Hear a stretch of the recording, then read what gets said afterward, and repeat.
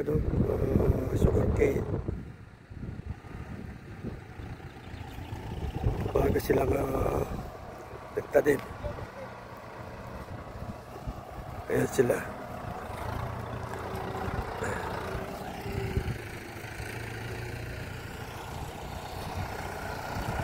Karano mo ata sinarol mo?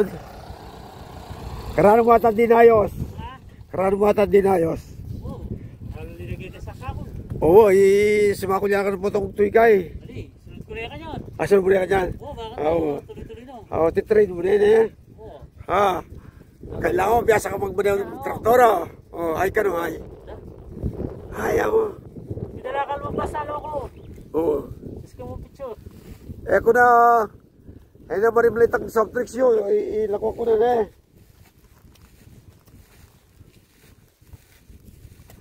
Tapos sa mga kanyan, may pakapatol. May pakapatol. Ito niya ako, ang giwak ng tiga-tiga. Oo, dapat pakakain eh. Oo, pata po, gawa niya tiga ito. Dakal yung masip siya. Oo. Tagkita makakaya, babalsay ang karne. Eh, siguro magkulang tab-tab ko na eh. Nakanya, sunogin eh. Oo, 200 naman yun eh. Ato, hindi eh. Ali, 200. Dati 170 ay ni.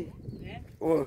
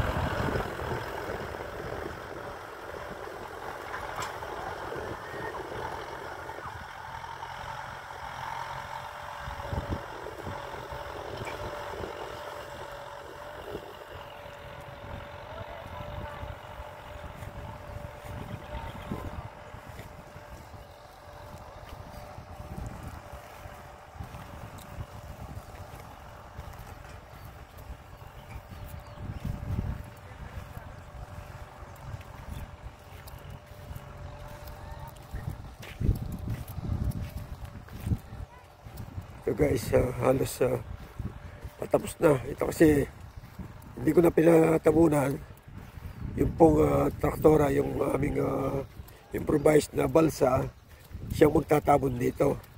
Kaya hindi ko na pinatabunan sa mga tao para mabilis.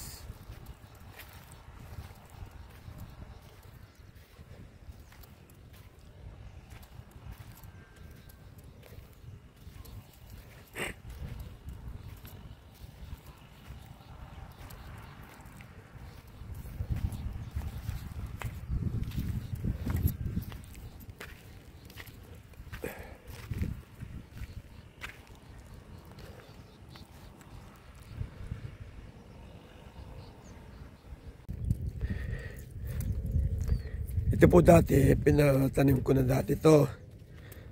Katapos, yung binili namin, binigay ng SRA. Binigyan kami ng nursery.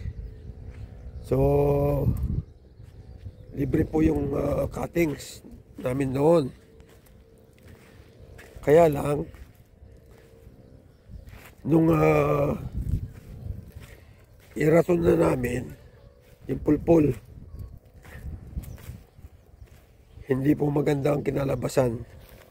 Kaya pinalitan ko yung variety, yung binili. Ito pong binili ko to ay 74.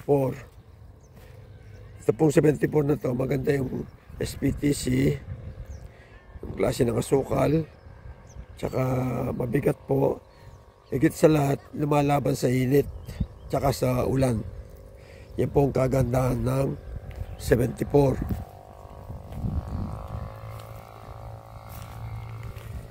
Ito pong tip-tip na to o cuttings ay binili ko sa sa Bacolor.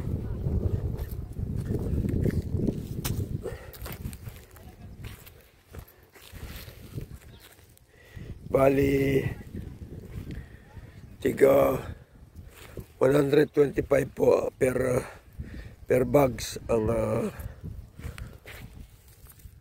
binhi. Pero yung una, yung pong una ay nabili ko yun tiga 200 per bags. Kaya medyo mahal yun. Kasi nung una wala pang available na tip-tip o cuttings.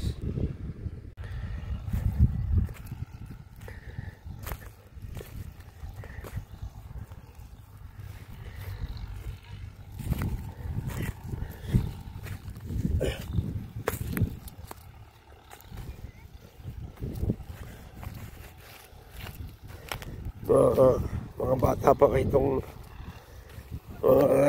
nagtatanim, hindi masyadong diretso yung ano nila, basta tapon lang ng tapon. Kaya tuloy itong merong nakabakli, merong merong nakatiwarik, merong nakatayo.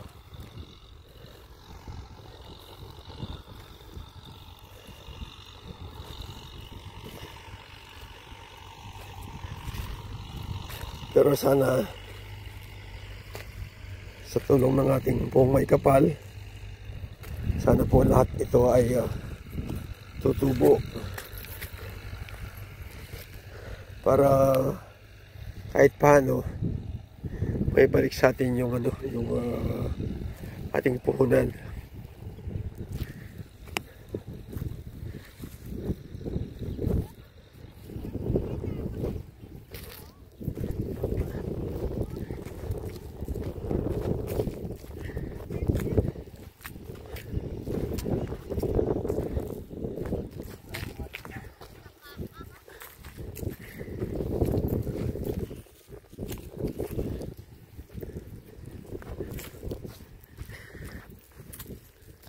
Good morning, sister.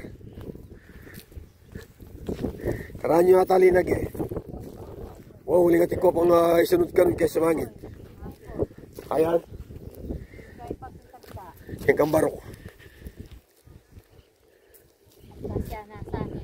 Wow. Kasi dati 170 ni. Ngayon 200 din in order ko. Pero pati itang, di ba may katadwa kami kengkoy? Wow, primero 150. Primero 150. Saka patabak na ako na naman na 30. Eh, kinain ko ng tabi na 200. Ako niya Dennis. Ketang ka rin, sabi ko ka rin anak, ating may laktaw ka rin. Ako rin? Ketang minunatan tayo, no? Ah, tinirak to? Oo. Isang kalsiyan. Kaya kilkalang alahin tanam eh.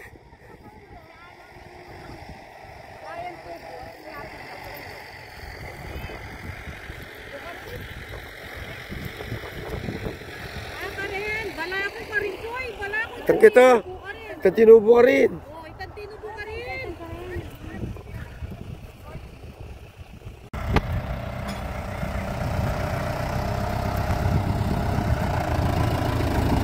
At diyan sa lungsong. Awa. Kasi sa maplayo ni magpasamas kaya naman pwede. Bakit kaya sa uso? Oo, sige.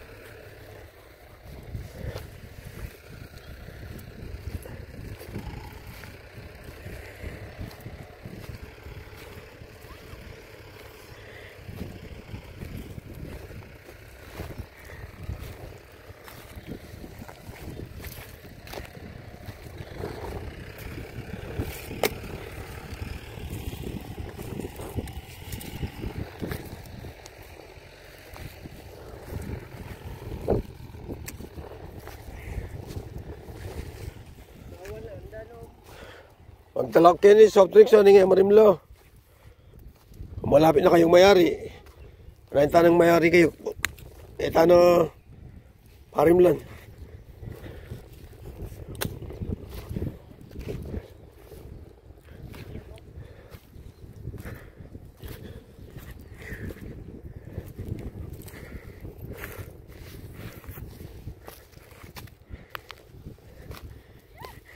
Nung araw, ako'y maliit pa, siguro mga 10 years old. Nakikitanim ako ng tubo. Ganito po, lahat ng cutting kanya, ganyan, no? Itatanim namin ganyan. Yan, no? Yun. Tapos, tatabunan namin. Ngayon, basta bagsak ka lang ng bagsak. Tapos, traktora ng bahalang magtabon. Noon, ano lang, magkano lang upa namin. Naalala ko, 3 piso lang ata ang aming sahod.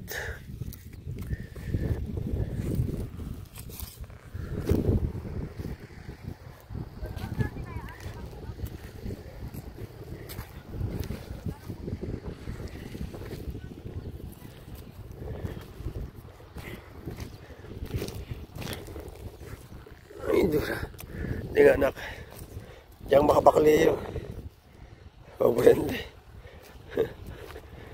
Kahit hindi tuwid, kahit nakahambalang, itirahin nila.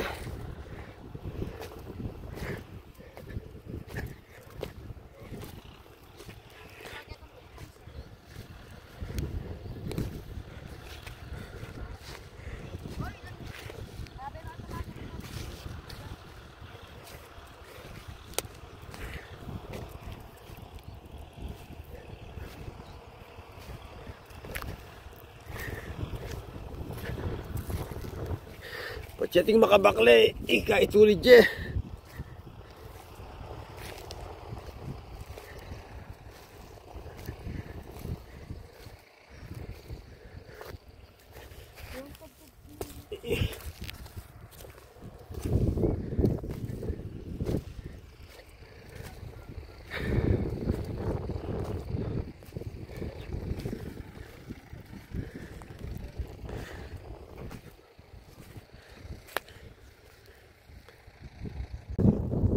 So guys, tapos na itong nagkulang ng tip-tip. Humingi ako doon sa katabi kong nagpatanim din. Ako na lang naglagay.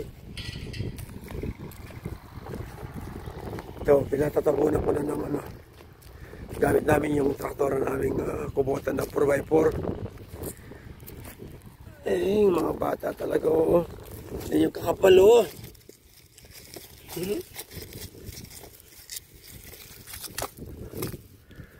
Walang tip-tip, oh.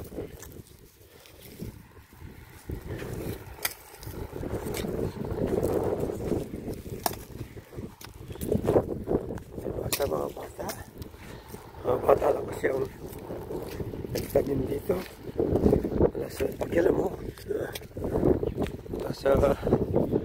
Basta tapon lang ng tapon. Wala sa lugar.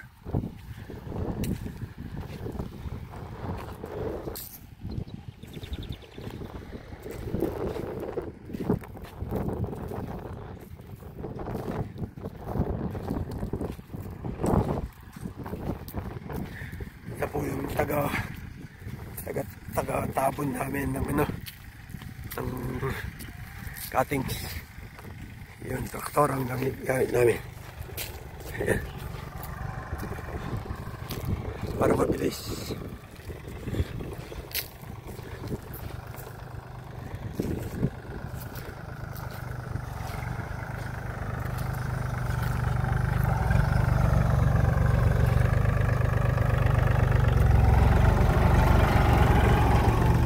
Kung may kain nyo, Ha? niyang nalagyo. Nangyari ang may, nasukat eh. Wala ko yung sukal. Yan. Sukal na lang ko may pang. Kasme. Ayan. Sige.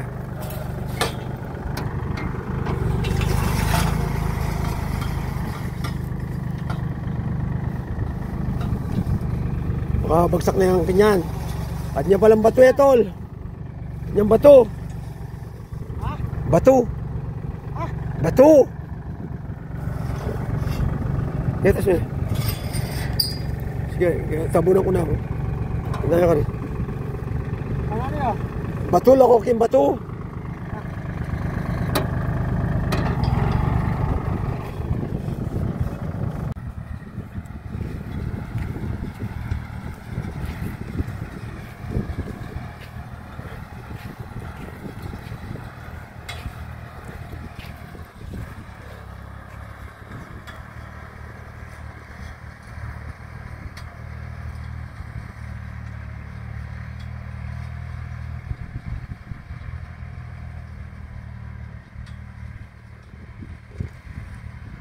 Ayan po, para mabilis yung pagtatabon, kailangan tabunan ng konti para hindi sa init ng araw.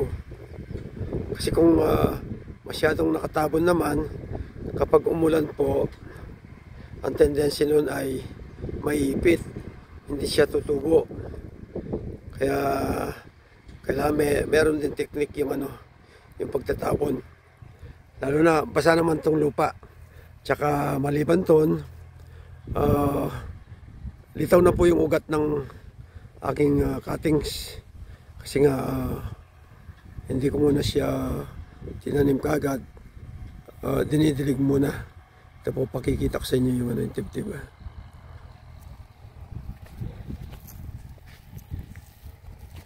Meron lang. Ito, nasambay yung nakalitaw na yung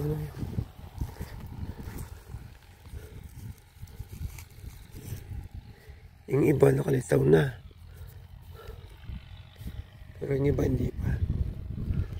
Pero at least meron siyang kumbaga may baon ng tubig. Yung kagandahan ng nadiligan kaysa dun sa hindi nadiligan, wala siyang baon na tubig. Kumbaga sa magdedepende siya sa lupa. Kung ang lupa mo ay tuyo, may posibilidad na hindi tutubo. Kaya mas maganda yung nadiligan o kaya naibabad. Ngayon po, napag-usapan natin yung pagbabad ng tip-tip. Alam niyo po, sa mga kasama kong planters, huwag kayong magbabad ng tip-tip o cuttings sa hindi umaagos na tubig, sa stagnant na tubig. Bakit po? Kasi po kapag stagnant ang tubig, magbulok na yung tubig, yung pong mata ng tip-tip o cuttings ay mamamatay po. Masisira yung mata ng cuttings. Kaya huwag kayong magbabad sa bulok na tubig at saka yung hindi umahagos. Mas maganda pa yung diligin nyo na lang. Ako, dinidiligan ko lang araw-araw, 2 times a day. Yun po ang mas maganda. Mas maganda kung doon sa umahagos na tubig, mas maganda doon. Hindi na kayo magdidilig. Pero kung wala kayong pagbababaran, yun nga, ako dinidiligan ko bawat sako, kalahating timba, 2 times a day, umaga at saka hapon. Ayun po, titignan natin kapag tubo po nito, i-upload ko rin sa video kung maganda yung naisipan kong diligin muna bago ko itanim yung cuttings ng sugarcane ko.